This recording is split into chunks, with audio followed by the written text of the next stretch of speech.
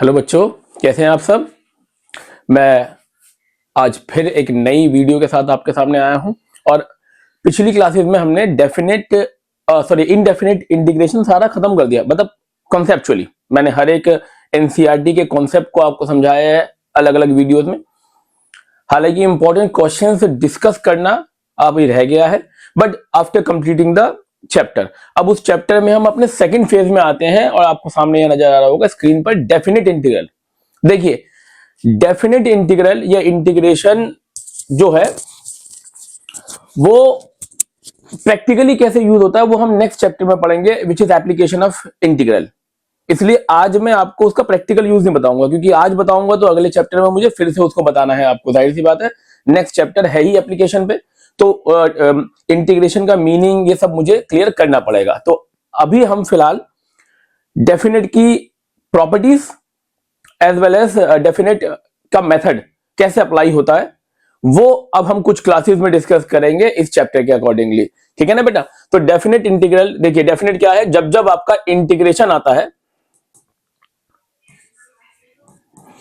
Integration x to the power 3 dx, तो ये आपका इनडेफिनेट है। और आपको यहां पर क्या फॉर्मूला लगाना है, x to the power n+1 whole upon में n+1, यानी कि x की power 4/4 and put a c, always put a c is an arbitrary constant. But अगर यही कंडीशन में आपका इस तरह से आ जाए कि एक हो जाए आपकी लोअर लिमिट और एक हो जाए आपकी अपर लिमिट। देखो नीचे ऐसे लिखा हुआ हो कुछ और ऊपर कुछ लिखा हुआ हो, नीचे वाला क्या कहलाता है, लोअर लिमिट। ठीक है ना जी, मैं आपको दिखा रहा हूं इस तरह से, integration a to b dx। तो ये नीचे a जो होता है, a को हम कहते हैं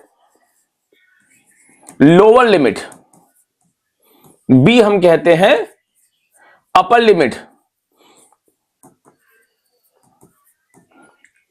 और फंक्शन तो आपको पता ही है, इंटीग्रेशन सेम रहता है, जैसा आपने इंटीग्रेशन करा है वही इंटीग्रेशन है, कोई नई चीज नहीं है। डेफिनेट कोई नई चीज नहीं है, हाँ उसका मीनिंग है, बट फिलहाल मीनिंग हमारा जो है वो मेन टास्क नहीं है कि मुझे इसके, क्योंकि मीनिंग अगले चैप्टर में मैं कवर करूंगा एओआई के अंदर। अब इंपॉर्टेंट ये है कि अगर मेरे पास इस तरीके का कोई इंटीग्रेशन आए और उसमें लोअर और अपर लिमिट लिखा हुआ हो, तो आपको क्या करना है, फर्स्ट इनिशियल बेसिस पर 0 से 2 आपको अभी इग्नोर करना है, लेकिन 0 से 2 से हमें पहचान लेना है कि ये डेफिनेट का क्वेश्चन है, इनडेफिनेट नहीं है अब। और इसको सिंपली इंटीग्रेट करेंगे जैसा आप करते थे। x की पावर 3 का इंटीग्रेशन आएगा x की पावर 4 अपॉन में 4, नीचे लिखेंगे लोअर लिमिट, ऊपर लिखेंगे अपर लिमिट, कर लेंगे। I इज इक्वल टू, अब ये जो इंटीग्रेटेड पोर्शन है जिसमें आपने इंटीग्रेट किया है, इंटीग्रेशन करने के बाद जो इंटीग्रेट हो गया है, इसमें x की जगह पर पहले लिखेंगे आप अपनी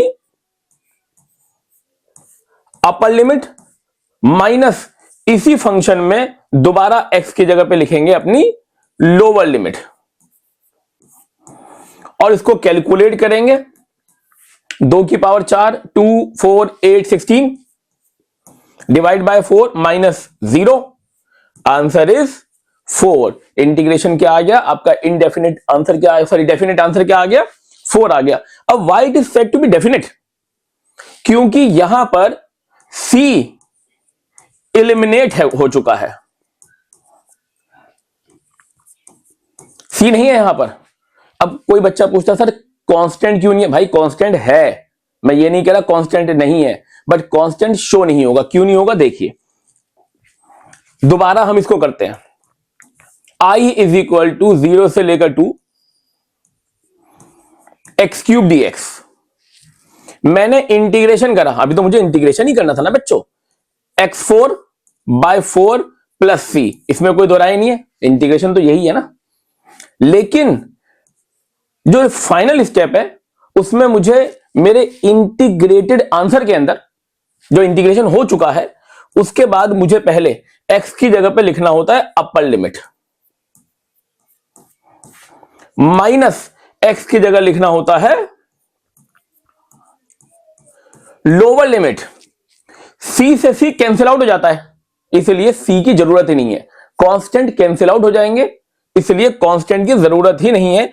आंसर सीधा आ जाएगा आपका 16/4 -0, आंसर 4। होप ये आपको समझ में आ गया होगा कि क्यों हमें अब कांस्टेंट की जरूरत नहीं है। कांस्टेंट अप्लाई हो रहा है क्योंकि इंटीग्रेशन हो रहा है, लेकिन डेफिनेट इंटीग्रेशन में कांस्टेंट वाला पोर्शन अपर लिमिट और लोअर लिमिट को पुट करने के बाद, सब्ट्रैक्शन के बाद कैंसिल हो जाता है।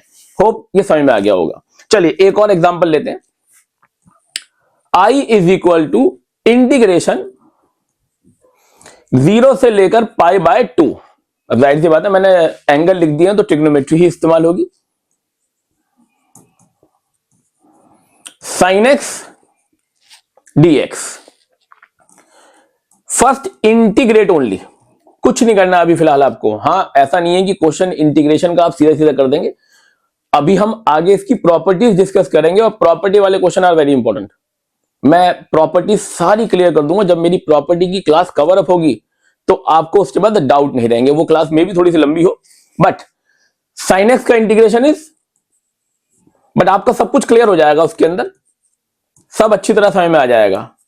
Lower limit 0, upper limit π/2। अब देखिए ध्यान से, माइनस साइन को बाहर भेज देते हैं। मैं माइनस कांस्टेंट कोफिशिएंट इन्वॉल्व ही नहीं करता। कॉज पहले लिखेंगे x की जगह पर अपर लिमिट, माइनस फिर लिखेंगे लोअर लिमिट। c का इस्तेमाल क्यों नहीं हुआ? c कैंसिल हो जाता है अपर माइनस लोअर फंक्शन करने पर। अब cos 90 degree is 0, minus cos 0 degree is 1। I is equal to overall 1। ठीक है जी। होप थोड़ा सा मेथड आपको क्लियर होगा, और अगर मेथड क्लियर हो चुका है तो आप कुछ होमवर्क करेंगे प्लीज। और अगर ऐसा लगे कि नहीं हो पा रहा है या कोई डाउट है तो प्लीज मुझे कमेंट करेंगे, मैं उसको एक्सप्लेन करूंगा।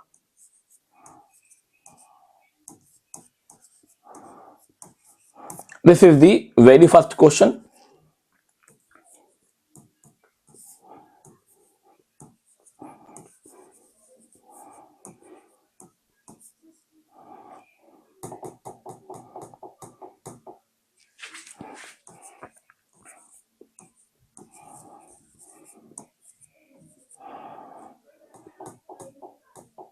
चलिए इसको कुछ थोड़ा सा चेंज कर देते हैं, रूट एक्स कर देते हैं, दैट विल बी गुड, आपके लिए भी कंफर्टेबल रहेगा। ठीक है जी, ये ठीक रहेगा। मैं अभी स्टार्टिंग के अंदर कॉम्प्लिकेशन नहीं चाहता, तो अभी ये दो क्वेश्चन आप ट्राई करेंगे, और अगर कोई इश्यू आता है, कोई प्रॉब्लम आती है तो मुझे कमेंट करें, मैं अगली क्लास में इसको एक्सप्लेन कर दूंगा। होप आज की वीडियो में, छोटी सी वीडियो थी, आज की वीडियो में हमने how to apply the definite integral और सी कैसे उसमें से एलिमिनेट हो जाता है, सी की जरूरत क्यों नहीं पड़ती, सिर्फ ये सीखा है। नेक्स्ट क्लास में मैं थोड़े से मुश्किल क्वेश्चन कराऊंगा, और उसकी अगली क्लास के अंदर आपको डेफिनेट की सारी प्रॉपर्टीज क्लियर करा दूंगा। और होप आज की वीडियो आपको बेसिकली थोड़ा सा हेल्पफुल लगी होगी, और अगर हेल्पफुल लगी तो प्लीज चैनल को सब्सक्राइब करें, मोटिवेट करें। Thank you very much, God bless you.